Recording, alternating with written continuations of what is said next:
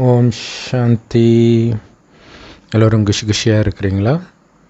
21/12/2024 பாப்பா தான் சொல்கிறாங்க. இனிமையான குழந்தைகளே, முதல்ல உங்கள் மேலே முயற்சி பண்ணுங்கள். சுய புருஷார்த்தம் பண்ணி உண்மையான வருமானத்தை சம்பாதிங்க. பிறகு உங்களுடைய நண்பர்கள் உறவினர்களுக்கும் அதையே செய்ய வைங்க. ஏன்னா தர்மம் வீட்டிலிருந்து தொடங்கணும் இல்லையா? ஸோ முதல்ல நம்மை சுற்றி இருப்பவர்களுக்கு முக்கியமாக கொடுக்கணும். அப்போ மற்றவர்களுக்கு கொடுக்கக்கூடாதுன்னு அர்த்தம் கிடையாது.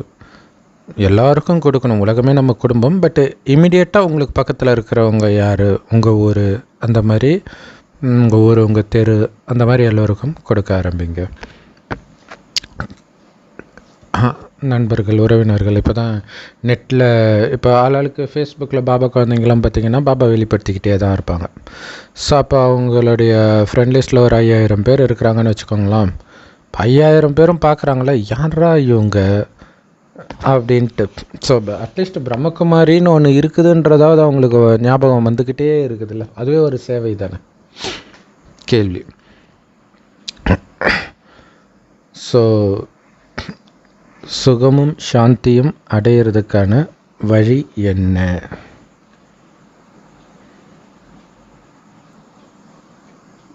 ஸோ தூய்மை தான் அதுக்கு பதில். எங்கே தூய்மை இருக்குதோ அங்கே சந்தோஷமும் சுகமும் கண்டிப்பாக இருக்கும். தூய்மையின் ஆதாரத்தில் தான் எல்லாமே இருக்குது இல்லையா? புதுசாக வந்த ஆத்மா பணக்கார ஆத்மாவாக இருக்குது, சுகமாக இருக்குது. காரணம் அது தூய்மையாக இருக்குது. நம்ம எப்போயோ வந்தவங்க தான். ஆனால் இப்போ கூட நீங்கள் தூய்மை ஆகிட்டிங்கன்னா எல்லாமே கிடைக்கும். ஆனால் இது கலியுகம். நம்ம நிறைய பாவம் சேர்த்து வச்சுருக்கிறோம். பட் குறைஞ்சபட்சம் துக்கத்தில் இருந்தாவது நீங்கள் விடுபட்டு இருப்பீங்க. பாபா புத்தம் புதிய உலகத்தை, தங்க யுகத்தை ஸ்தாபனை செய்கிறார். அங்கே விகாரமே இருக்காது, எந்த விதமான விகாரமும் இருக்காது. தேவதைகளை பூஜை செய்கிறவங்க ஒரு பொழுதும் எப்படி விகாரம் இல்லாமல் உலகம் கண்டினியூ ஆகும்னு கேட்க மாட்டாங்க இல்லையா? ஏன்னா தேவதைகள் இங்கே வாழ்ந்துருக்கிறாங்கன்னு தெரியும். தேவதைகள் கண்டிப்பாக காமத்தில் ஈடுபட்டிருக்க மாட்டாங்கன்னு தெரியும். ஸோ அதனால் அவங்க இந்த மாதிரியான கேள்வி கேட்க மாட்டாங்கன்னு சொல்கிறாங்க. இப்போ நீங்கள் சுகம் நிரம்பிய உலகத்துக்கு போகணும். அதனால் இந்த அழுக்கான உலகத்தை மறந்துடுங்க, மறக்கணும். சுகம் நிரம்பிய உலகத்தையும் சாந்தி நிரம்பிய உலகத்தையும் நினைவு பண்ணிக்கிட்டே இருங்க. அதாவது சுகதாமம், சாந்தி தாமம், பரந்தாமம் மற்றும் சொர்க்கத்தை நினைவு பண்ணிக்கிட்டே இருக்க இந்த பழைய உலகம், அழுக்கான உலகம் நம்ம புத்தியிலிருந்து மறந்துக்கிட்டே வரும். ஸோ அங்கே அவ்வளவு சுகம் இருக்கும்னா அதை நினச்சி பாருங்கள். இல்லை ஒரு பணக்கார வீட்டுக்கு இப்போ போனாலே எவ்வளோ சுகம் இருக்கிறத நம்ம பார்க்குறோம். அப்போ அங்கே எப்படி இருக்கும்னு யோசிச்சு பாருங்கள். ஸோ அதை நினைத்து இங்கே இருக்கக்கூடிய விஷயங்களை எல்லாம் மறக்கணும். ஓம் சாந்தி. ஓம் சாந்தியுடைய அர்த்தம் குழந்தைங்களுக்கு புரிய வைக்கப்படுது. சிவபாபாவும் ஓம் சாந்தின்னு சொல்லலாம், குழந்தைங்களும் ஓம் சாந்தின்னு சொல்கிறாங்க. ஏன்னா 2 பேருமே அமைதியான ஆத்மா தான். ஸோ ஆத்மா ஓம் சாந்தின்னு சொல்லும் பொழுது நான் அமைதியான தந்தையின் குழந்தைன்னு அர்த்தம். அப்பா ஓம் சாந்தின்னு சொல்லும்போது நான் அமைதியானவன் அர்த்தம். மற்றபடி நீங்கள் குகைக்கெல்லாம் போய் அமைதியை தேட வேண்டிய அவசியம் கிடையாது. எத்தனை வருடம் குகையில் இருந்தாலும் குடும்பத்துக்கு வந்த உடனே மீண்டும் அமைதியை இழந்துடுவீங்க. ஸோ அப்போ குடும்பத்தில் இருந்துக்கிட்டே பாபாவை நினைவு செய்து தான் அமைதியை எடுத்துகிட்டு வரணும். சும்மா போய் அமைதியான இடத்துல உட்காந்துக்கிட்டால் அமைதி வராது. ஆத்மாக்கள் அமைதியாக தான் இருக்குது. ஸோ அதனால் எதுக்கு வெவ்வேறு வழியை நீங்கள் ட்ரை பண்ணணும்? ஆத்மனூரில் நிலைச்சிட்டாலே போதுமே அப்படின்னு பாபா சொல்கிறார். இல்லை உடல்னு நீங்கள் ஒன்றை சேர்த்துக்கிட்டு அந்த உடலோட உறவுகளையும் சேர்த்துக்கிட்டு அதுதான் அமைதி கெட வைக்குது. வெறும் ஜோதி நான். அது நினைக்கும் போதே இப்படி ஒன்றும் இல்லை. இப்போ வள்ளலார் ஜோதியோட ஜோதியாக கலக்காட்டினா கூட அதை கேட்கும்போது நமக்கு ஒரு ஒரு ஒரு விதமான ஒரு உணர்வு வருதுல்ல, ஜோதியோட ஜோதியாக கலந்துட்டாரா. அங்கே என்ன உணர்வு வருதுன்னா அந்த அமைதி உணர்வு வருது. ஸோ அந்த ஒரு மறைந்த அந்த இடம் மேட்டுக்குப்போன்னு நினைக்கிறேன். ஸோ அந்த இடத்துக்கு போய் பார்த்தா அந்த ஜன்னல் மட்டும் திறந்து கட்டுவாங்க. ஸோ அப்போ பார்க்கும்போது நம்ம அந்த உணர்வில் பார்க்குறோம், ஓ இதில் தான் அவர் மறைஞ்சாரா அப்படின்ட்டு. பாபா உட்காந்து இதெல்லாம் புரிய வைக்கிறார் இல்லையா. நீங்களே ஜோதியாக இருக்கும் பொழுது நீங்கள் வெளியில் எங்கேயும் போய் தேட தேவை கிடையாது. அமைதியான ஜோதி இல்லையா. அருட்பெருஞ்சோதி தனிப்பெருங்கருணை பாபாவுக்கு மட்டும் இல்லை, நமக்குமே பொருந்தணும். அப்படி உங்களை மாற்றிக்கணும். ஸோ பாபாவைத்தான் நீங்கள் வந்து எங்களை சுகதாமத்துக்கு அழைச்சிட்டு போங்கன்னு கூப்பிட்டீங்க. எல்லா மனிதர்களுக்கும் சுகமும் சந்தோஷமும் தான் தேவைப்படுது. ஆனால் அதுக்கு தூய்மை வேணுமே, அப்போ தானே சுகமும் சாந்தியும் கிடைக்கும். அதுக்கு மட்டும் யாரும் தயாராக இல்லை. அப்போ வெட்டு குத்துன்னு தான் போயிட்டு இருக்கும் இல்லை. தூய்மை, ஒரு குடும்பம் அமைதியாக இருக்கணும், என் மனைவி நான் சொல்கிறது கேட்குறதே இல்லை, கணவன் சொல்கிறது கேட்குறதே இல்லை, அங்கே தூய்மை இருந்தால் தானாகவே எல்லாமே கரெக்டாக இருக்கும். தூய்மை இல்லாதது தான் பிரச்சனை. இப்போ தூய்மை இதை உலகத்தில் யார் போதிக்கிறா? யாருமே போதிக்கிறது கிடையாது. தூய்மையானவர்களைத்தான், அதாவது தேவதைகளைத்தான் தூய்மையானவர்கள்னு சொல்கிறோம். இந்த கலியுக மனிதர்களை அழுக்கானவர்கள்னு சொல்கிறோம், அதாவது விகாரிகளை. இந்த விகாரி உலகத்தின் மனிதர்கள் தான் கூப்பிடுறாங்க, பாபா வந்து எங்களை தூய்மையான உலகத்துக்கு அழைச்சிட்டு போங்கன்ட்டு. இல்லை கடவுளே அழைச்சிட்டு போன்றாங்க. ஆனால் போகிறதுக்கு முன்னாடி தூய்மை ஆகணுன்றது பாவம் அவங்களுக்கு தெரியல. ஸோ அவரு தான் உங்களை இந்த அழுக்கான உலகத்திலிருந்து விடுவிக்கிறவர், தூய்மையான உலகத்துக்கு அழைச்சிட்டு போகிறவர் இல்லையா. முதல்ல ரெண்டு ப்ராசஸ் இருக்குது. அழைச்சிட்டு போனால் அதுக்கு முன்னாடி அழுக்கான உலகத்துலேருந்து விடுபடணும். விடுபட்டால் தான் அழைச்சிட்டு போக முடியும். அழுக்கான உலகத்திலே புத்தி சுற்றிக்கிட்டு இருந்தால் எப்படி போக முடியும்? அப்படியே கிறிஸ்தவர்கள் இறந்தால் அப்படியே ஏஞ்சல் வந்து கூப்பிட்டு போகும். அது நீங்கள் ஏஞ்சலானால் போவீங்க இல்லையா. ஸோ அவங்களுக்கு அப்படி ஒரு நம்பிக்கை.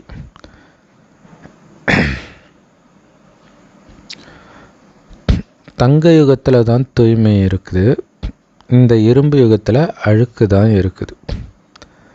அது நிர்விகார உலகம், இது விகார உலகம்.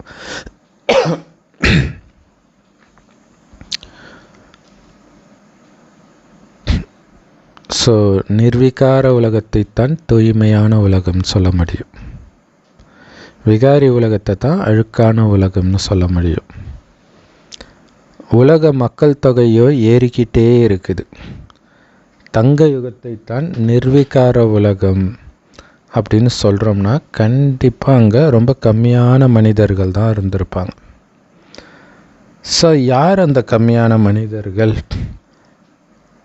கண்டிப்பாக அவங்க தங்க யுகத்தை சார்ந்த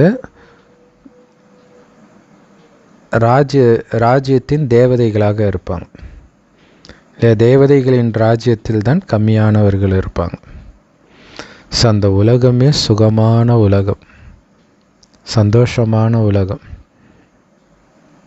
எல்லா வசதிகளும் நிரம்பிய உலகம், ஒரு மாயாஜால உலகம்னே சொல்லலாம். இது துக்கம் நிரம்பிய உலகம் இல்லையா. இங்கே பார்த்தீங்கன்னா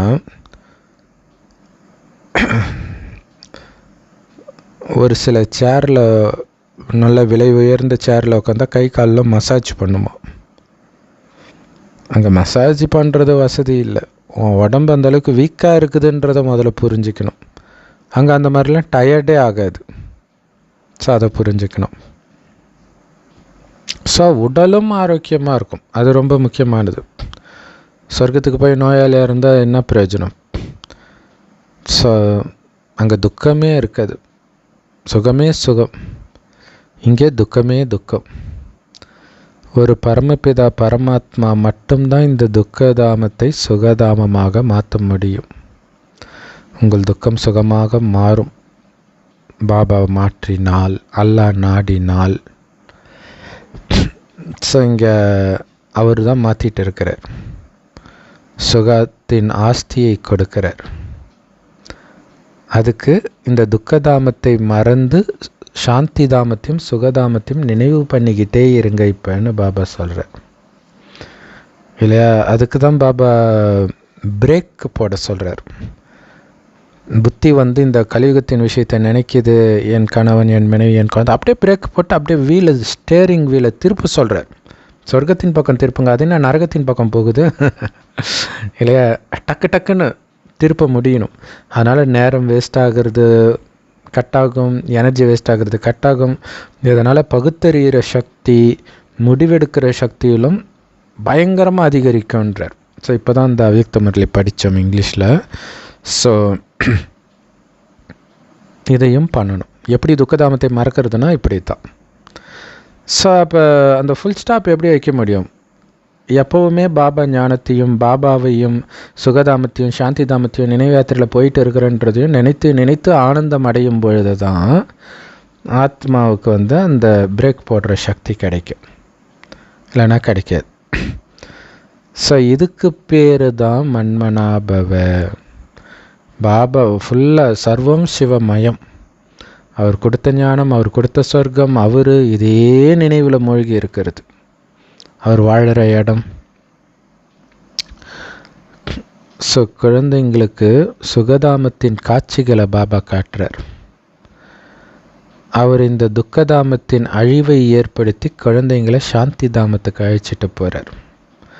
இந்த சக்கரத்தை நீங்கள் புரிஞ்சுக்கணும். இதில் 84 பிறவிகள் நீங்கள் எடுக்கணும். யார் முதல்ல சுகதாமத்துக்கு போகிறாங்களோ அவங்க தான் முழுசாக 84 பிறவிகள் எடுப்பாங்க. இப்போ 84 பிறவி எடுக்கணும்னா என்ன அர்த்தம்? முதல்ல வந்துடணும். ஸோ இந்த அளவுக்கு நீங்கள் ஞாபகம் வச்சுக்கிட்டா கூட குழந்தைகளே நீங்கள் சொர்க்கத்தின் எஜமானர்கள் ஆக முடியுன்றார். இவ்வளோதான் இல்லையா. எதுவுமே ஞாபகம் வரல. முரளியில் என்ன சொன்னார் ஞாபகம் வரல. நான் சொர்க்கத்துக்கு போயிட்டுருக்குறேன்ப்பா, 84 பிறவி முடிச்சிட்டேன்ப்பா, முதல்ல சொர்க்கத்துக்கு நான் வரணும்ப்பா, இதை நினைவு பண்ணிக்கிட்டு இருந்தாலே போதுன்றார் பாபா. சொல்கிற குழந்தைகளே சாந்தி தாமத்தை நினைவு செய்யுங்க. பிறகு உங்கள் ஆஸ்தியை, அதாவது சுகதாமத்தை, சொர்க்கத்தை நினைவு செய்யுங்க. ஏன்னா முதல்ல நீங்கள் சாந்தி தாமத்துக்கு போவீங்க. அதனால் உங்களை சாந்தி தாமத்தின் எஜமானர்களாகவும் நீங்கள் புரிஞ்சுக்கணும். சாந்தி தாமம், பரந்தாமம், பிரம்மாண்டம் எல்லாமே ஒரே இடத்துடைய பேர் தான். உங்களை நீங்கள் சாந்தி தாமத்தை சார்ந்த ஆத்மா அப்படின்னு புரிஞ்சுக்கிட்டாலோ அல்லது சொர்க்கத்தை சார்ந்தவன்னு புரிஞ்சுக்கிட்டே நீங்கள் நடந்தீங்க அந்த உணர்விலே, அப்படின்னா இந்த பழைய உலகமே மறந்துக்கிட்டே வருவீங்கன்றார். எவ்வளோ ஈஸியான வழி சொல்கிறார் பார்த்தீங்களா. அதை நினைக்க நினைக்க உங்களுக்கு இதெல்லாம் ஞாபகமே இருக்காது. சொர்க்கத்தின் காட்சியே உங்களுக்கு தெரிஞ்சுக்கிட்டு இருக்கணும். நான் அங்கே போக போகிறேன், சுகமான அந்த உலகத்துக்கு போக போகிறேன் அப்படின்ட்டு. அங்கே நினைக்க நினைக்க இது மறந்துடும். இதுதான் விஷயமே. கணவன் அன்பாக இருந்தால் அப்பா அம்மா வீடு மறந்துடும் பொண்ணுக்கு, இல்லையா. ஸோ அது மாதிரி நம்மளுடைய மாமியார் வீடு தான் அது சொர்க்கம். அங்கேயே இப்போ வாழுங்க, இந்த கலியுகம் மறந்துடும் அப்படின்னு சொல்கிறார். அதையும் நினைங்க, சாந்தி தாமத்தையும் நினைங்க. அங்கேருந்து வந்த ஆத்மா நான் அப்படின்னு ஞாபகம் இருக்கட்டும். தங்க யுகத்தைத்தான் சுகம் நிரம்பிய உலகம், சுகதாமம்னு சொல்லுவோம். ஆனால் எல்லோரும் தங்க யுகத்துக்கு வர்றது கிடையாது. ஸோ யார் தேவதைகளை வழிபடுறாங்களோ அவங்க தான் இதை புரிஞ்சுக்குவாங்க. உண்மையான தந்தை நடத்துகிற இந்த படிப்பு தான் உங்களுடைய உண்மையான வருமானமே, இல்லையா. மற்றதெல்லாம் உண்மையான வருமானம் கிடையாது. வருமானத்துக்கு வேலைக்கு போகிறதுக்கு படிப்பு சொல்லி கொடுக்குறாங்க, உலகியல் படிப்பு. ஆனால் நீங்கள் இங்கே இந்த படிப்புலேயே வருமானம் வந்துடுது. வேலைக்கு போய் சம்பாதிக்கிறது இல்லை, பிறக்கும்போதே பணக்காரனா தங்க ஸ்பூனோட பிறப்பீங்க. ஸோ அதனால தான் இந்த ஞானம்தான் உண்மையான வருமானம்னு சொல்கிறார். மற்றதெல்லாம் பொய்யான வருமானங்கள். அந்த பொய்யான படிப்புக்கு எவ்வளோ போட்டால் போட்டி இல்லையா? ஸோ இந்த அழிவற்ற ஞான ரத்தினங்கள் தான் உண்மையான வருமானமே தவிர அந்த அழியக்கூடிய சொத்து சுகம் எல்லாம் பொய்யான வருமானம், மண்ணோட மண்ணாக போக போகிற வருமானம் இல்லை. எத்தனை இயற்கை சீற்றத்தில் டக்குன்னு காணாமல் போயிடுது எல்லாமே. துவாபர யுகத்தின் தொடக்கத்தில் இருந்து நீங்கள் பொய்யான வருமானத்தை தான் சம்பாதிச்சுட்டு வந்திருக்கிறீங்க.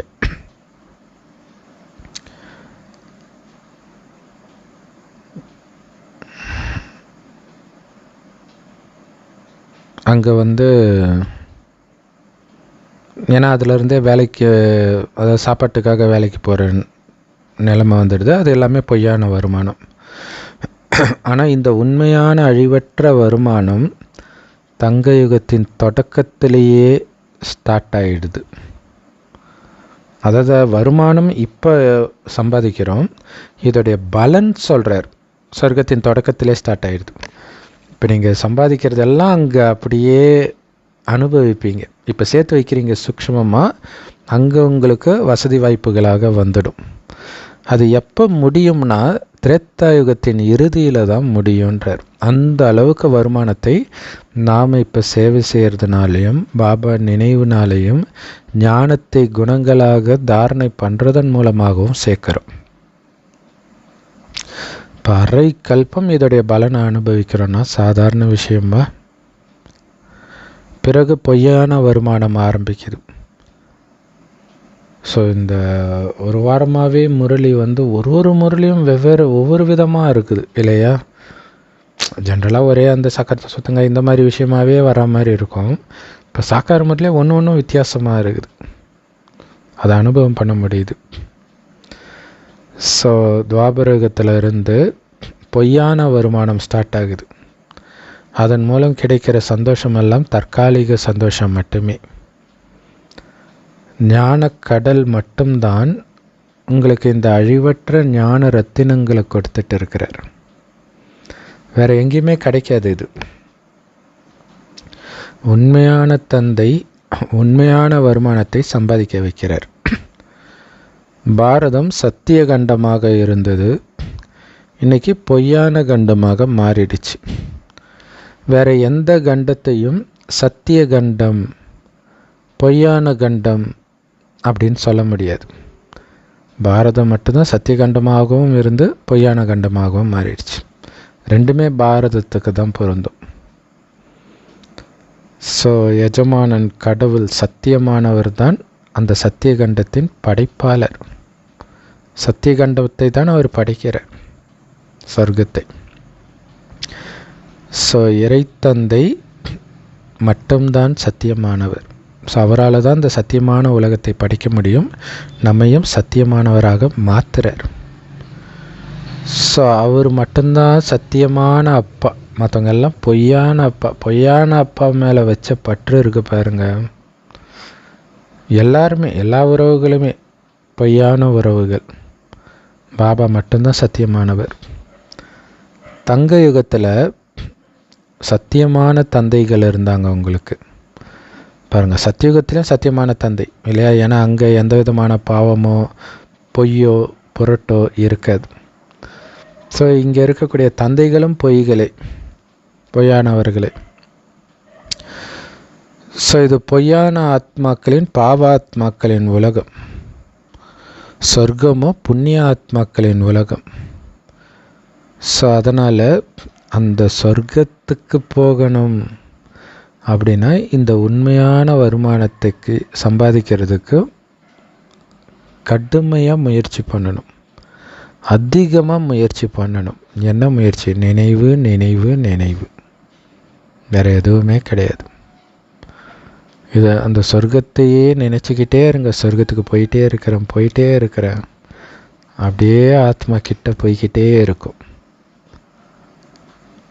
யார் இந்த உண்மையான வருமானத்தை முந்தைய கல்பத்திலும் சம்பாதிச்சாங்களோ அவங்க இப்போவும் சம்பாதிப்பாங்க. அப்போ நம்ம இப்போ பக்காவாக ஆகிற முயற்சி பண்ணுறோன்னா முந்தைய கல்பத்திலையும் கண்டிப்பாக பண்ணோம், ஒவ்வொரு கல்பத்திலையும் பண்ணோம். அப்படிங்கிறது நமக்கு எவ்வளோ சந்தோஷத்தை கொடுக்கும் யோசிச்சு பாருங்களா. ஏன்னா நம்ம நிறைய பேர் சேவைக்கு கூப்பிட்டெல்லாம் பார்க்குறோம், ஆனால் வரமாட்டாங்க. கோடியில் ஒருத்தர் தான் இந்த சேவை பண்ணுறாங்கன்னா எவ்வளோ கொடுத்து வச்சவங்க கண்டிப்பாக ராஜா தான், டவுட்டே கிடையாது இல்லையா. ஸோ இந்த சத்தியமான வருமானத்தை உங்களுக்காகவும் சம்பாதிச்சுக்கணும். உங்கள் குடும்பம், உங்கள் மாமியார் குடும்பம் உள்ள எல்லோரையும் இந்த சத்தியமான வருமானத்தை சம்பாதிக்க தூண்டுதல் கொடுத்துக்கிட்டே இருங்க, சொல்லிக்கிட்டே இருங்க. ஏன்னா தான தர்மம் வீட்டிலிருந்து தொடங்கும் அப்படின்னு சொல்லுவாங்க, தொடங்கணும்ன்ட்டு. கடவுள் எங்கும் நிறைந்தவருன்றதை ஒருத்தர் நம்பினா பக்தியே பண்ண முடியாதுன்ற. எங்கும் நிறைந்தவர்னா அப்படியே வீட்டில் இருந்துகிட்டே பாலை தூக்கி ஊற்ற வேண்டியது தானே, எதுக்கு போய் சிவலிங்கத்தை தேடி போய் ஊற்றுறாங்க. ஸோ அதான் பாபா சொல்கிறார், எங்கும் நிறைந்தவருன்றதில் உண்மையிலே நீ நம்பினா பக்தியே பண்ண மாட்டேன்ற. அதனால தான் சன்னியாசி காட்டுக்கு போயிடுறாங்க, அவங்க பக்தி பண்ணுறது இல்லையே இல்லையா. எல்லாமே கடவுளுடைய ரூபங்கள் அப்படின்னா யாரை வழிபடுறீங்க? ஏன் சிவலிங்கத்தை அல்லது தேவதைகளை வழிபடுறீங்க? அதனால் இதையெல்லாம் சொல்லி அவங்கள இந்த பக்தின்ற புதைக்குழியிலிருந்து வெளியில் எடுக்கிறதுக்கு முயற்சி பண்ணணும். சன்னியாசிகளால் எப்படி வீட்டில் தானம் பண்ண முடியும்? ஏன்னா அவங்க எல்லாத்தையும் விட்டுட்டு போயிட்டாங்களே. முதல்ல அவங்களால அவங்க வீட்டை பற்றியே உங்ககிட்ட சொல்ல மாட்டாங்க, சொல்ல முடியாது. ஏன் உங்களால் சொல்ல முடியலன்னு கேளுங்க. நாங்கள் அதை ஜஸ்ட் தெரிஞ்சிக்க விரும்புகிறோன்னு கேளுங்க. அதை சொன்னால் என்ன பிரச்சனை ஆகிடும்? நான் இந்த குடும்பத்தை சார்ந்தவன், நீங்கள் இருந்து சன்னியாசம் எடுத்தேன்னு சொல்லலாம்ல. உங்களை கேட்டால் நீங்கள் டக்குன்னு சொல்லிடுவீங்களே இந்த குடும்பத்தை சார்ந்தவன்ட்டு. ஆனால் சன்னியாசிகளுக்கு நிறைய சீடர்கள். ஒருவேளை சன்னியாசிகள் ஒரே ஒரு கடவுள் தான் இருக்கிறாருன்னு சொல்லிட்டாருன்னா உடனே அவருடைய சீடர்கள்லாம் கேட்பாங்க, இந்த ஞானத்தை உங்களுக்கு யார் கொடுத்தான்ட்டு. அதனால்தான் கடவுளையே டச் பண்ணாமல் பேசுவாங்க. பிரம்மகுமாரிகள் தான் கொடுத்தாங்கன்னு ஒருவேளை அவர் சொல்லிட்டா அவருடைய பிஸ்னஸும் முடிஞ்சு போச்சு, இழுத்து மூடிட்டு போயிட வேண்டியதுதான். ஸோ அந்த மாதிரி யாராவது தன்னுடைய மரியாதையை இழக்க விரும்புவாங்களா? பேர் புகழை இழக்க விரும்புவாங்களா? ஸோ அதனால் அவங்க இந்த ஞானம் தெரிந்தாலும் சொல்ல மாட்டாங்க. ஸோ இதை குரான் பாஷையில் சொல்லணுன்னா அவங்க சொர்க்கத்தை நரகத்துக்காக விற்றுட்டாங்க, நரகத்தின் சுகத்துக்காக சொர்க்கம் வேண்டான்னு விற்றுட்டாங்க, பகரமாக பெற்றுக்கொண்டார்கள் அப்படின்ட்டு வரும். அப்புறம் என்ன ஆகும்? அவங்களுக்கு யாரும் சாப்பாடு கூட போட மாட்டாங்க. போடா கடவுளே கடிச்சிட்டாரு, இவனுக்கு எதுக்கு சாப்பாடு போடணும்? ஏன்னா நம்ம ஞானம் அப்படி இல்லையா. அதனால் சன்னியாசிகளுக்கு இது ரொம்ப ரொம்ப கஷ்டம் இல்லையா. நாகராஜ் சாதுவுக்கு இதை போய் சொன்னால் ஏற்றுக்குவார் அவர்? வைராக்கியமாக என்னென்னமோ பேசிட்டார், எல்லா பழப்பும் போயிடுமே. இவ்வளோ புகழ் உச்சத்துக்கு போயிட்டார். ஒரு பெரிய இது எதுவும் நடத்தாட்டினா கூட அவருக்கு ஒரு பெரிய அவ்வளோ பெரிய பேர். முதல்ல நீங்கள் இந்த ஞானத்தை உங்களுடைய நண்பர்கள் உறவினர்களுக்கு கொடுங்க. அவர்களையும் உண்மையான வருமானத்தை சம்பாதிக்க சொல்லுங்க. அதன் மூலம் 21 ஜென்மத்துக்கு அவங்க சுகமாக இருக்க முடியும். இது ரொம்ப ரொம்ப ஈஸியான விஷயம். வருமானம் சம்பாதிக்கிறது ரொம்ப ஈஸி, நினைவு பண்ணிக்கிட்டே இருந்தால் போதும். இருந்தாலும் இத்தனை கோயில்களும் வேதங்களும் இருக்கிறது, நாடகத்தில் பதிவாகி இருக்குது. ஸோ அதிலிருந்து விட்டுட்டு வர முடியல அவங்களால. போப்பாண்டவர் வந்தார். அவருக்கு இந்த வேதங்களை கொடுத்தாங்களாம். அந்த 4 வேதங்கள் இருக்கு இல்லையா, அது இவங்களுக்கே புரியாது. இவங்க போய் ஒரு பாதிரியார்கிட்ட கொடுத்தா என்ன புரியும்? எங்களுக்கு புரியல, உங்களுக்காவது ஏதாவது புரியுதான்னு பாருங்கன்னு கொடுத்தாங்க அப்படி இருக்குது. இந்த அழுக்கான உலகத்தில் வசிப்பவர்கள் சொல்கிறாங்க, எங்களை தூய்மையான உலகத்துக்கு அழைச்சிட்டு போங்க பாபா அப்படின்ட்டு. 5000 வருடம் ஆகுது சத்தியுகம் இருந்து. மனிதர்கள் கலியுகம் லட்சக்கணக்கான வருடங்கள் இருக்குதுன்னு சொல்கிறாங்க. இப்படியெல்லாம் இருந்தால் மனிதர்கள் எப்படி புரிஞ்சுக்குவாங்க சுகதாமம் எங்கே இருந்தது, எப்போ இருந்ததுன்ட்டு? அவங்க சொல்கிறாங்க, பிரளயம் வருது, அதை தொடர்ந்து தங்கயுகம் வரும். முதல்ல ஸ்ரீகிருஷ்ணர் ஆளிலையில் உட்காந்துட்டு வருவார், கடலில் மிதந்துக்கிட்டே தன்னுடைய கால் கட்டை விரலை சொப்பிக்கிட்டே வருவார் அப்படின்னு சொல்கிறாங்க. ஸோ எல்லாத்தையும் சுத்தமாரும் தலைகீழாக மாற்றிட்டாங்க. பாபா சொல்கிறாரு, நான் அனைத்து வேத சாஸ்திரங்களின் சாரத்தை இந்த பிரம்மா மூலமாக உங்களுக்கு சொல்கிறேன்.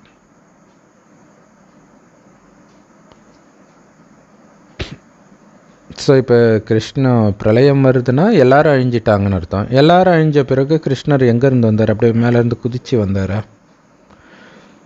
ஆனால் அதில் என்ன ஒரு ரகசியம்னா, முதல் குழந்தை ஸ்ரீ கிருஷ்ணர், புது உலகத்தின் முதல் குழந்தைன்றது அது நிரூபணமாகுது.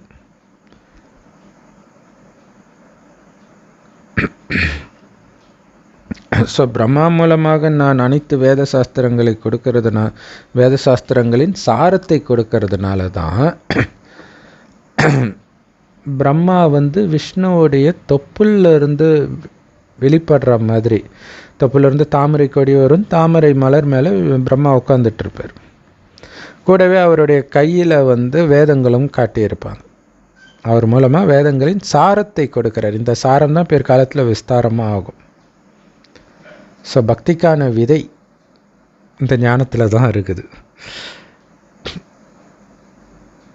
இப்போ பிரம்மா கண்டிப்பாக இங்கே தான் இருப்பார் இல்லையா? அதில் சூக்ஷ்மவாதனத்தில் அந்தரத்தில் தொங்குற மாதிரி காட்டிட்டாங்க பிரம்மாவை, அந்த தாமரை கொடி மேலே காட்டுறாங்க இல்லையா?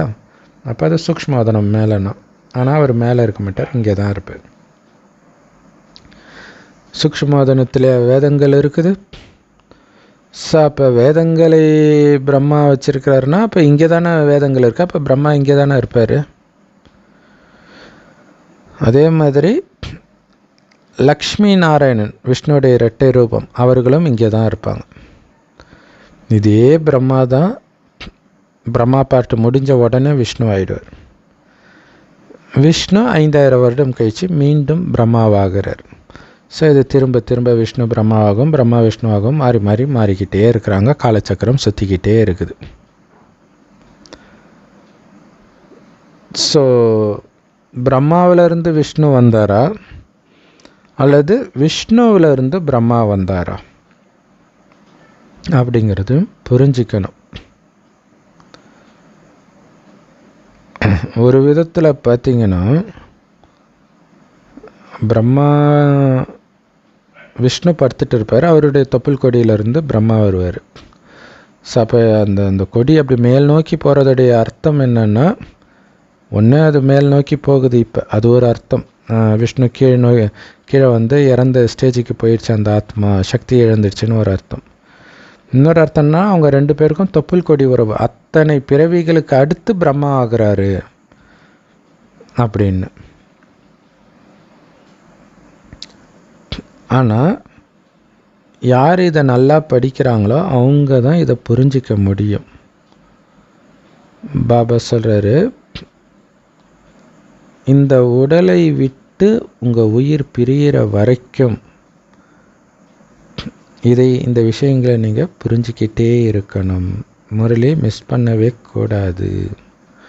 ஏன்னா கலியுகத்தின் இறுதியில் 100% முட்டாள்களாக அனைத்தையும் இழந்தவர்களாக ஆகிட்டீங்க. ஸோ இப்போ மீண்டும் புத்திசாலி தேவதைகளாக ஆகுறீங்க.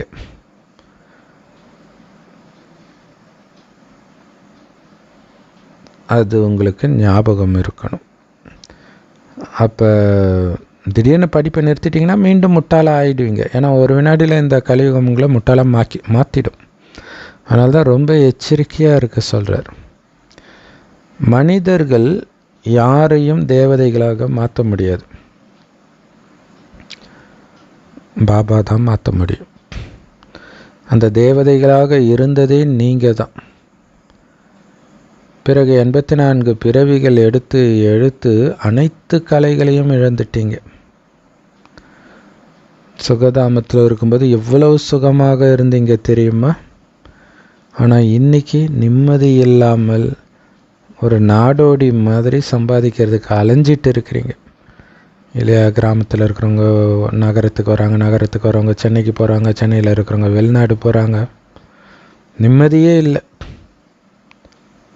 இன்னும் சக்தி இழக்கிறதுக்காக டிவி, ரேடியோ, சினிமா, காமம் இதில் வேறு மூழ்கிடுறாங்க.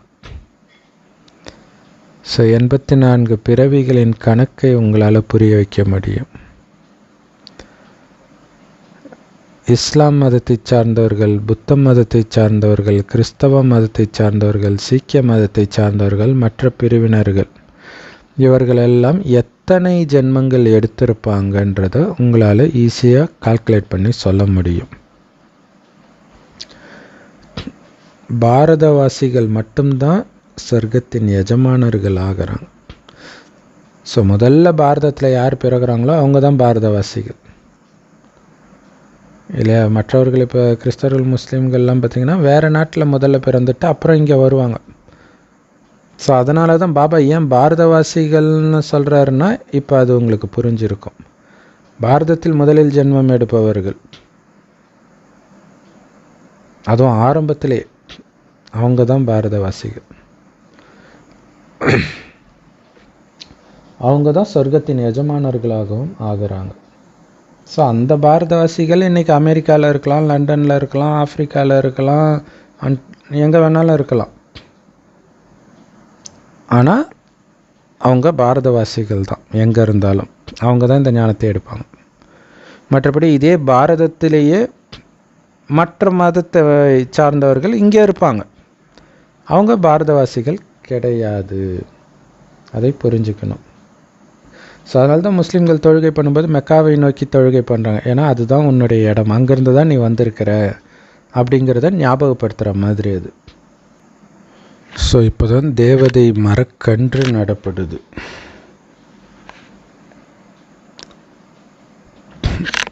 ஸோ இந்த ஞானத்தை முதல்ல நீங்கள் புரிஞ்சுக்கிட்டீங்க அப்படின்னா உங்களுடைய அப்பாவுக்கு, அம்மாவுக்கு, கூட பிறந்தவர்களுக்கெல்லாம் கொடுங்க. உங்கள் குடும்பத்தில் வாழ்ந்துக்கிட்டு நீங்கள் தாமரை மலர் மாதிரி விலகி இருக்கணும். ஸோ பிறகு வீட்டிலிருந்து இந்த தானத்தை தொடங்கணும்.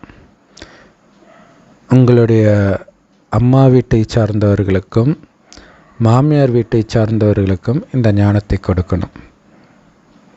பிஸ்னஸில் கூட முதல்ல தன்னுடைய சொந்த சகோதரர்களை தான் பிஸ்னஸ் பார்ட்னர் ஆக்குவாங்க. ஸோ அப்படி தானே இதுவும் ஒரு வியாபாரம் தானே. ஸோ இங்கேயும் நீங்கள் அதை தான் பண்ணணும். ஆனால் அங்கே பிஸ்னஸ் பார்ட்னர் ஆனால் ஜாலியாக வந்துடுவாங்க. ஆனால் இந்த பிஸ்னஸ் பார்ட்னர் ஆனால் தான் வரமாட்டுறாங்க. தன்னுடைய தாய் வீட்டுக்கும் பிறந்த வீட்டுக்கும் புகுந்த வீட்டுக்கும் பெருமையை சேர்ப்பவள் குமாரின்னு சொல்லுவாங்க இல்லையா? முன்னேற்றத்தை ஏற்படுத்துபவள் குமாரின்னுவாங்க. ஸோ அழுக்கானவர்கள் யாரையும் முன்னேற்ற முடியாது. அப்போ எந்த குமாரி இதை பண்ணது? பிரம்மா குமாரி, பிரம்மாவுடைய பெண் குழந்தைங்க. ஸோ இது பெண்களுக்கு மட்டும் இல்லை, ஆண்களுக்குமே பொருந்தும் இல்லையா? ஆண்கள் ரொம்ப ஈஸியாகவே பண்ணலாம், பெண் வீட்டில் ஞானத்தை கொடுக்கலாம், அது பிரச்சனை இல்லை. ஆனால் பெண் கொடுக்கும்போது தான் ரொம்ப பிரச்சனை ஆகிடும் சில இடங்களில்.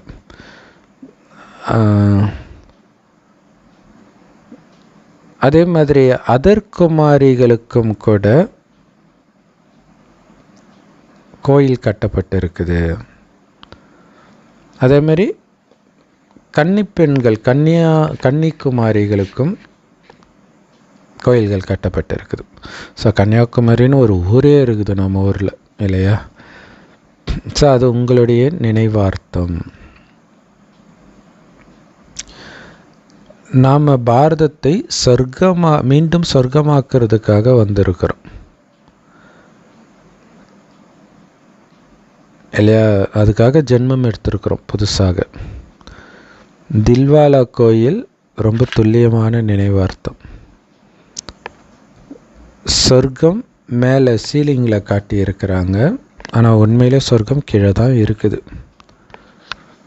அதே மாதிரி ராஜயோக தபஸ்யாவும் கீழே தான் நடக்குது. அப்போ ரெண்டுத்தையும் ஒரே இடத்துல காட்ட முடியாதுன்றதுனால சொர்க்கத்தை மேலே காட்டிட்டாங்க.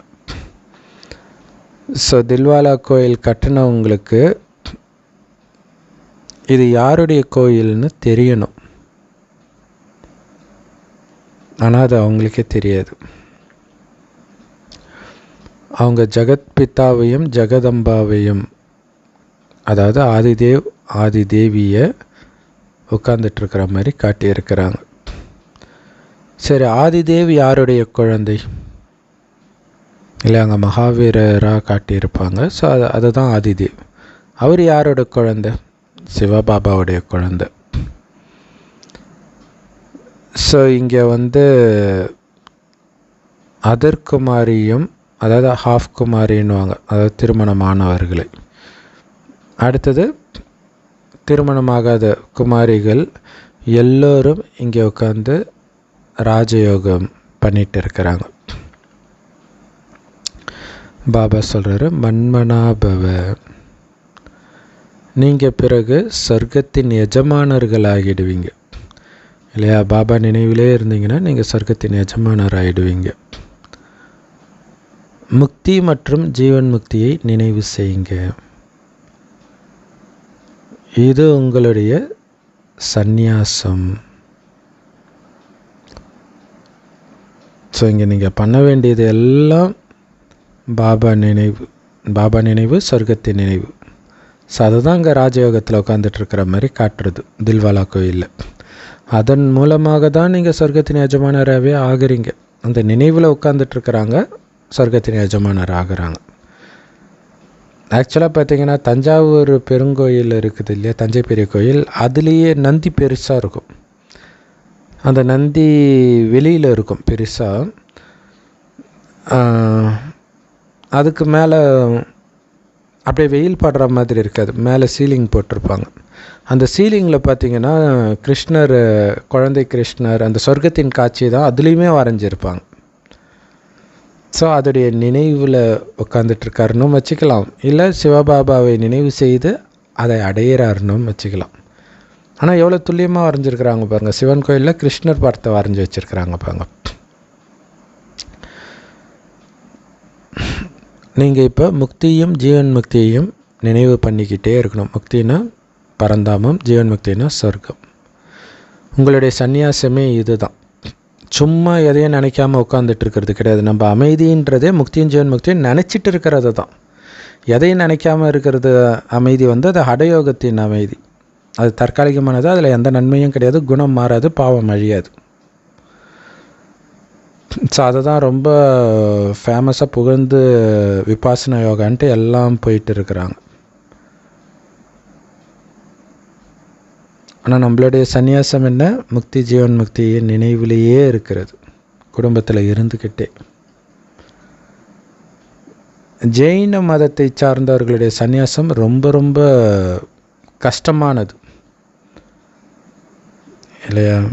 பெண்கள் பார்த்திங்கன்னா, பெண்கள் ஆண்கள் எல்லாருமே மொட்டை அடிக்கிறது எப்படி அடிப்பாங்கன்னா கையாலே பிடுங்குவாங்களாம் எல்லா முடியும். அது ரொம்ப வலியை கொடுக்கும். ஆனால் இங்கே இது ஈஸியான ராஜயோகம். ஆனால் இப்போ அப்படி பிடுங்கிறது இல்லைன்னு நினைக்கிறேன். இங்கே எல்லாமே ஈஸி, எதுவுமே ஏதாவது கஷ்டம் இருக்குதா? நீங்கள் பாட்டுக்கு நினைவு பண்ணிகிட்ருக்க போகிறீங்க, அழுக்கானது தொடாமல் இருக்க போகிறீங்க, அவ்வளோதான். அது அழுக்காக தானே இருக்குது, அதை எதுக்கு தொடணும்? அது சாப்பிட்ற ஐட்டமாக இருக்கட்டும், எதுவாக இருக்கட்டும், புத்தினால் தொடக்கூடாது. புத்தினால் கூட. அதனால தான் இது சகஜ ராஜயோகம். அது மட்டும் இல்லை, இது குடும்ப மார்க்கம் இல்லையா, இல்லற மார்க்கம். குடும்பத்தில் இருந்துக்கிட்டு சந்நியாசம் பண்ணுற ஒரே முறை ராஜயோக முறை மட்டும்தான், வேறு எங்கேயுமே அப்படி கிடையாது. நாடகத்தில் இதுவும் பதிவாகி இருக்குது. ஸோ ஒரு ஜெயின துறவி தன்னுடைய தர்மத்தை ஸ்தாபனை செஞ்சார். ஸோ அதை போய் நாம் ஆதிசநாதன தேவி தேவதா தர்மம்னு சொல்ல மாட்டோம். ஏன்னா தேவதை தர்மம் இப்போ மறைஞ்சிடுச்சு. ஸோ யாரோ ஜெயின தர்மத்தை உருவாக்குனாங்க, அது பிறகு தொடர்ந்து வந்துக்கிட்டே இருக்குது. அதுவும் நாடகத்தில் பதிவாகி இருக்குது. ஸோ ஜெயின துறவி இருக்கிறதுலே கஷ்டமானது அதுதான் நினைக்கிறேன். அவங்க பிச்சை எடுத்து தான் சாப்பிட்ணும். அதுவும் யார்கிட்ட பிச்சை எடுப்பாங்கன்னா ஜெயின மதத்துக்காரங்க கிட்ட மட்டும்தான் கேட்பாங்க. அதுவும் ஒரு 2-3 தடவை கேட்பாங்களாம், 3 தடவை கேட்பாங்களாம். அப்படி இல்லைன்னா அந்த இடத்த விட்டு போயிடுவாங்களாம். அதுவும் அவங்க கொடுக்குறதும் பார்த்திங்கன்னா அந்த கையில் ஏதோ ஒரு மாதிரி கையை வைப்பாங்க, அந்த கோலை மாதிரி பண்ணுவாங்க, ரொம்ப சின்னதாக இருக்கும். அதுக்குள்ளே எவ்வளோ நிரம்புதோ அவ்வளோதான் சாப்பிடுவாங்களாம். ட்ரெஸ் இல்லாமல் வேறு இருப்பாங்க ஆண் துறவிகள். ஸோ எவ்வளோ கொடுமையாக இருக்கும் யோசிச்சு பாருங்கள். ஸோ அதுவும் நாடகத்தில் பதிவாகி இருக்குது. ஆதிதேவ் அப்படின்னு தந்தையைத்தான் சொல்லுவாங்க, ஜெகதம்பான்னு தாயை சொல்லுவாங்க. ஸோ எல்லோருக்கும் தெரியும் பிரம்மா பாபா தான் ஆதிதேவ். இவங்களை ஆதாம் பிபி அல்லது ஆதாம் ஏவாள், இதில் பிபின்னுவாங்க முஸ்லீம் மதத்தில், கிறிஸ்தவ மதத்தில் ஏவாள்னுவாங்க அப்படியும் சொல்கிறாங்க. ஸோ அந்த ஆதாம் பிபின்றது மம்மா பாபா. கிறிஸ்தவர்களுக்கு தெரியாது அந்த ஆதாமும் ஏவாளும் இப்போ தபஸ்யா பண்ணிகிட்டு இருக்கிறாங்க மரத்துக்கு கீழே அப்படின்னு அவங்களுக்கு தெரியாது. இல்லை, இந்த சிருஷ்டி மரத்தின் கீழே அவங்க தபஸ்யா பண்ணிகிட்டு இருக்கிறாங்க. ஸோ மனித சிருஷ்டி மரத்தின் தலைவர்கள் ஆதாமும் ஏவாளும், ஆதித்தாய் ஆதி தகப்பன்னுவாங்க. பாபா தான் உட்காந்து எல்லா ரகசியத்தையும் புரிய வைக்கிறார். சிவனுக்கும் லக்ஷ்மி நாராயணனுக்கும் எத்தனை கோயில்கள் கட்டியிருக்கிறாங்க, அங்கே போய் அவங்களுடைய கதையை சொல்லுங்கள். பாபா ஞான கடல் இங்கே உட்காந்து இதையும் நமக்கு புரிய வைக்கிறார். பரமபிதா பரமாத்மாவைத்தான் ஞானம் நிரம்பியவர், ஞானக்கடல் சுகக்கடல்னு சொல்லுவோம். எந்த சாது சந்நியாசிக்கும் பரமபிதா பரமாத்மாவுடைய உண்மையான மகிமையே தெரியாது. அவங்க பாட்டு கடவுள் எங்கும் நிறைந்தவர்னு சொல்லிடுறாங்க. அவருடைய உண்மையான மகிமை தெரிந்தால் எங்கும் நிறைந்தவர்னு எப்படி சொல்லுவாங்க? ஞானக்கடல் எங்கும் நிரம்பி என்ன பண்ண போகுது? ஸோ அப்போ அவங்க யாருடைய மகிமையை பாடுறாங்க? எங்கும் நிறைந்தவர்ன்ட்டு. ஸோ கடவுளை பற்றி தெரியாதனால தன்னையே கடவுள்னு சொல்லிக்கிறாங்க, சிவோகம் நானே சிவன் சொல்லிக்கிறாங்க. ஸோ அப்படி இல்லைன்னா பரமாத்மாவுடைய மகிமை எவ்வளோ உயர்ந்தது. அவர் இந்த மனித சிருஷ்டி மரத்தின் விதையாக இருக்கிறார். முஸ்லிம்கள் கூட சொல்கிறாங்க, கடவுள் அதாவது குதா எங்களை படைத்தார், நாங்கள் அவருடைய படைப்பை வணங்க மாட்டோம் அப்படின்னு சொல்கிறாங்க. ஸோ படைப்பு இன்னொரு படைப்புக்கு இந்த ஆஸ்தியை கொடுக்க முடியாது. ஸோ படைப்பவர்கிட்ட இருந்து தான் ஆஸ்தி கிடைக்கிது படைப்புக்குன்னு யாருக்கும் தெரியல இல்லையா? படைப்பவர் அல்லாவே கொடுக்குறார். அல்லாவின் ஞானம் அல்லாவிடம் மட்டுமே இருக்குதுன்னு குரானில் இருக்குது. ஆனால் அதை அவங்க புரிஞ்சுக்கிறது கிடையாது. ஸோ அந்த படைப்பவர் தான் விதை, சத்தியமானவர், சைத்தன்யமானவர். அதுதான் சச்சித் ஆனந்த ஸ்வரூபம்னு சொல்கிறது. சத்துனா சத்தியமானவர், சித்தனா உயிரோட்டமானவர், அதாவது சைத்தன்யமானவர், அப்புறம் ஆனந்த ஸ்வரூபமானவர். அவர்கிட்ட தான் இந்த உலகத்தின் முதல் இடைக்கடை பற்றிய ஞானம் இருக்குது. வேறு எந்த மனிதன்கிட்டையும் இந்த ஞானம் இருக்க முடியாது. விதையில் மட்டுமே இந்த ஞானம் இருக்குது. இல்லை, மற்றதெல்லாம் கிளையில் வர்றவங்க, அவங்களுக்கு எப்படி முழு ஞானம் இருக்கும்?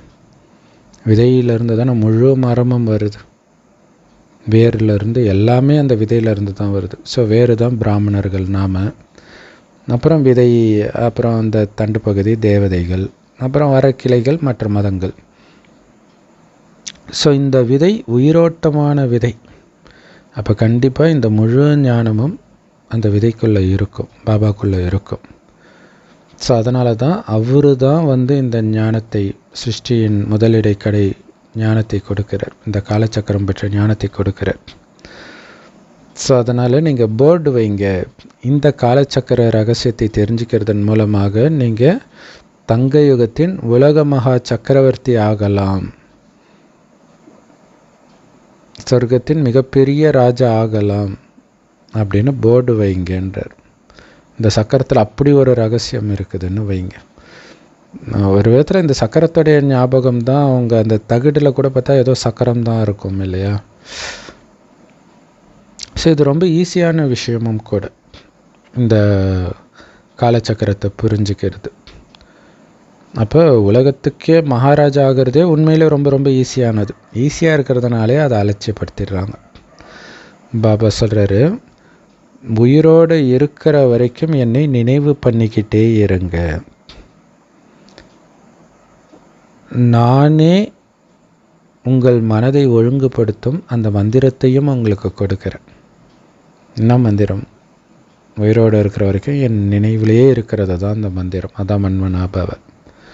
பாபாவை நினைவு பண்ணிக்கிட்டே இருக்கணும், அதுதான் அர்த்தம் மன்மனாபாவன்னா.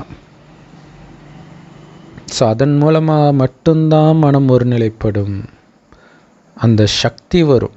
என்ன நடந்தாலும் மனம் ஒரு அமைதியிலே இருக்கிறதுக்கான கட்டுப்படுத்தும் சக்தி இருக்கும்.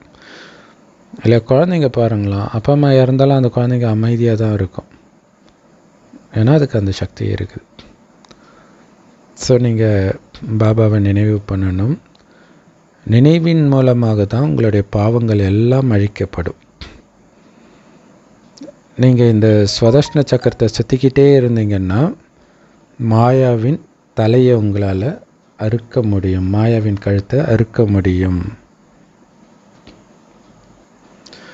ஸோ இது ரொம்ப முக்கியமான விஷயம் இல்லையா? பாபா நினைவிலேயே இருக்கிறீங்க அப்படின்னா வேறு எந்த எண்ணமுமே வரல அப்படின்னாலே பாவம் அழியுதுன்னு தான் அர்த்தம். அதுவும் விழிப்புணர்வோடு நினைவில் இருக்கணும், தூக்க கலக்கத்தில் இல்லை. அப்போ நீங்கள் நினைக்கிறீங்களா இல்லையானே தெரியாது. அதே மாதிரி நீங்கள் சக்கரத்தை சுத்த சுத்த சுத்த சுத்த என்ன ஆகும்னா மாயாவுடைய தலை வெட்டிக்கிட்டே இருக்கும். அதாவது மாயான்றது என்ன, வீண் எண்ணங்கள், அது வர்றதை கட் பண்ணிக்கிட்டே இருக்கும். ஏன்னா அந்த எண்ணத்தின் பக்கம் போனீங்கன்னா உங்களால் சக்கரத்தை சுத்த முடியாது. இப்போ சக்கரத்தை சுற்றும் போது அந்த எண்ணம் ஓடி போயிடும். ஸோ அப்போ மெயினாக சக்கரத்தை சுற்றுறது ரொம்ப முக்கியம். ஆரம்பத்தில் சுற்றிக்கிட்டே இருக்கணும். அதனால தான் விஷ்ணு கையில் சக்கரம் சுற்றிக்கிட்டே இருக்கும். ஸோ மாயாவின் தலையை இருக்கிறதுக்கு அதுதான் சிறந்த வழி. அப்போ தான் வீண் எண்ணங்களே வராது. கடந்த கால விஷயம் அது மைண்டுக்குள்ளே ஓடும், அல்லது மற்றவர்கள்ட்ட சொல்லிகிட்டு இருப்போம். ஸோ இதெல்லாம் கட் ஆகணும், அப்படியே சந்தோஷத்தின் சொரூபமாகணும்.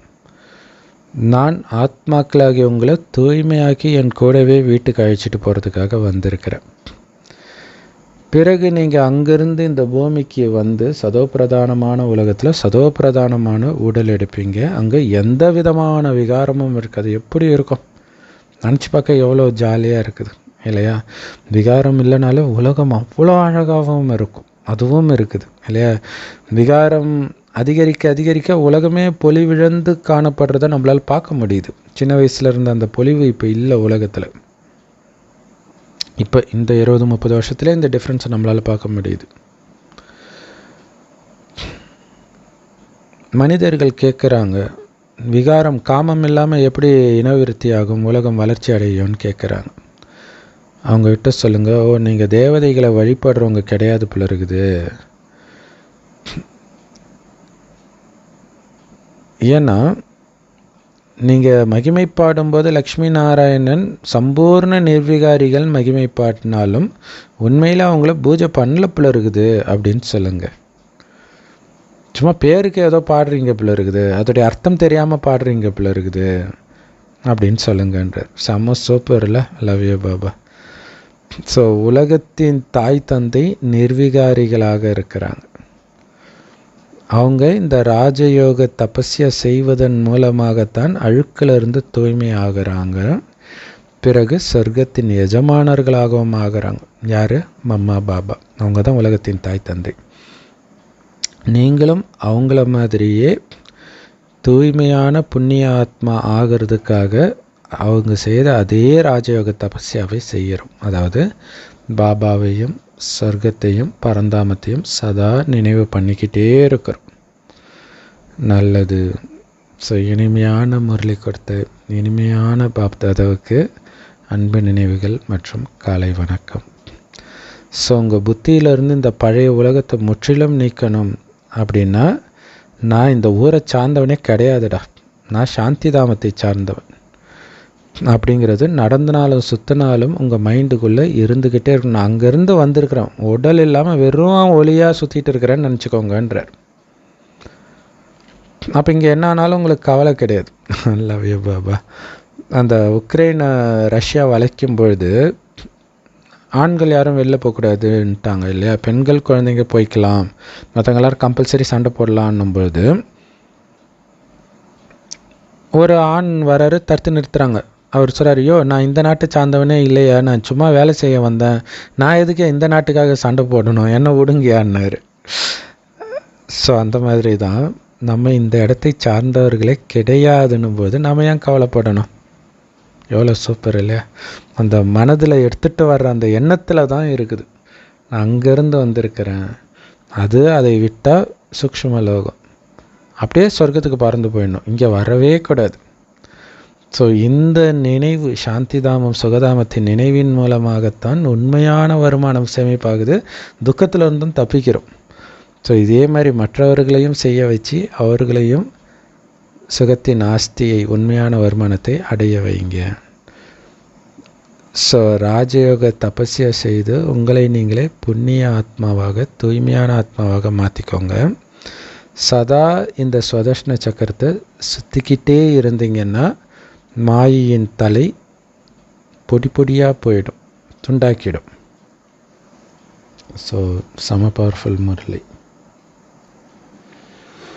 ஸோ செம பவர்ஃபுல் வர்தானம். எப்பொழுதும் நிரம்பிய நிலையில் இருந்து திருப்தியை அனுபவம் செய்யக்கூடிய செல்வம் நிரம்பியவர் ஆகுங்கள். ஸோ சுயராஜ்ய அதிகாரின்னு சொல்கிறோம் இல்லையா, அவர்களுடைய செல்வமே இந்த ஞானமும் சக்திகளும் குணங்களும் தான். இப்போ இங்கே வேறு என்ன இருக்குது? ஞானம், குணங்கள், சக்திகள், குறிப்பாக தூய்மை தான் எல்லாத்துக்கும் ஆதாரம். அதுதான் முக்கியமான சொத்துன்னே சொல்லலாம். பிராமணர்களுடைய மிகப்பெரிய ஆஸ்தியே தூய்மை தான். ஸோ யாருக்கு இந்த அனைத்து செல்வங்களோடு கூட சுயராஜ்ய அதிகாரம் இருக்குதோ அவர்கள் எப்போவுமே திருப்தியாக இருப்பாங்க. அவங்களுக்கு வெளியில் ஸ்தூல செல்வம் தேவையில்லை, சூக்ஷ்ம செல்வம் போதும், ஆனந்தமாக இருப்பாங்க. சொர்க்கம் வரப்போகுது, இதெல்லாம் அழிய போகுது அப்படின்னு தெரிந்தால் இங்கே இருக்கக்கூடிய விஷயத்தின் மீது அவங்க ஏன் ஆசைப்பட போகிறாங்க? அதனால் திருப்தியாக இருப்பாங்க. அதே மாதிரி துக்கம் வந்தாலும் என்னுடைய பாவம் அழியுதுன்னு அப்போவும் திருப்தியாக தான் இருப்பாங்க. ஸோ அதுக்கு அந்த ஞானத்தை அப்ளை பண்ணி திருப்தியாக இருப்பாங்க. அதனால் எந்த பிராப்தியிலும் குறை இருக்கிற அறிகுறியே தெரியாது, எல்லாத்துலேயும் நிரம்பி இருக்கிற ஃபீல் தான் இருக்கும். ஸோ அதனால் அவங்க ஆசைனா என்னன்னே தெரியாத நிலையில் இருப்பாங்க. அதுதான் உண்மையிலே பணக்கார நிலைன்றார் இல்லையா? ஆசைப்பட ஆரம்பிச்சிங்கன்னா உலகத்தையே கொடுத்தாலும் உங்களுக்கு திருப்தி இருக்காது. ஆனால் ஆசை என்றால் என்னவென்றே தெரியாத நிலையில் இருக்கிறவங்களுக்கு எதுவுமே இல்லாட்டினாலும் திருப்தியாக ஆனந்தமாக தான் இருப்பாங்க. அவங்க எப்போவுமே கொடுக்கும் வள்ளலாக இருப்பாங்களே தவிர யாசிக்கும் பிச்சைக்காரர்களாக ஆகவே மாட்டாங்க. ஒருபொழுதும் எனக்கு இது இல்லை அது இல்லைன்னு புலம்பவே மாட்டாங்க. ஸோ அதனால் அவர்களுடைய சுயராஜ்யம் சதா துண்டுபடாத ஆனந்தமும் அமைதியும் நிரம்பியதாக இருக்கும். அந்த அதிகாரம் நிரந்தரமான துண்டுபடாத அமைதி நிரம்பிய ஆனந்தம் நிரம்பிய சுயராஜ்ய அதிகாரியாக இருப்பாங்க. ஸோ எப்படிப்பட்ட ஒரு கடுமையான சூழ்நிலை கூட அவங்களுடைய துண்டிக்கப்படாத அமைதியை துண்டிக்கவே முடியாது. இல்லை, அந்த அமைதி இருந்துக்கிட்டே இருக்கும்ன்றார். என்ன பண்ணாலும் சரி அந்த அமைதி இருந்துக்கிட்டே இருக்கும். ஸ்லோகன்: யார் 3 காலத்தையும் பார்த்து 3 உலகத்தையும் இந்த ஞான கண்களால் பார்க்குறாங்களோ அவங்க தான் மாஸ்டர் ஞானம் நிரம்பியவர்கள். ஸோ முக்காலம், கடந்த காலத்தில் நான் நாராயணனாக இருந்தேன், இப்போ அனைத்தையும் இழந்து மீண்டும் அடைஞ்சிட்டு இருக்கிறேன், நாளை மீண்டும் நாராயணன் ஆயிடுவேன். ஸோ அதற்கு இப்போ நான் எப்படி நடந்துக்கணும், அதில் தான் கவனம் இருக்கணும். அதேமாரி 3 உலகத்தையும் பார்த்துட்டு இருக்கிறது. பரந்தாமம், சூக்ஷ்மலோகம், சொர்க்கம். கலியுகம் கிடையாது, அதை புரிஞ்சுக்கணும். ஸோ இதே சதா புத்தியினால் பார்த்துக்கிட்டு இருக்கிறவங்க தான் மாஸ்டர் ஞானம் நிரம்பியவர்கள் அப்படின்னு சொல்கிறார். ஸோ செம powerful Murali. Love you Bap Dada. Thank you Bap Dada. குஷியாக இருங்க, கிளர்ச்சியாக இருங்க.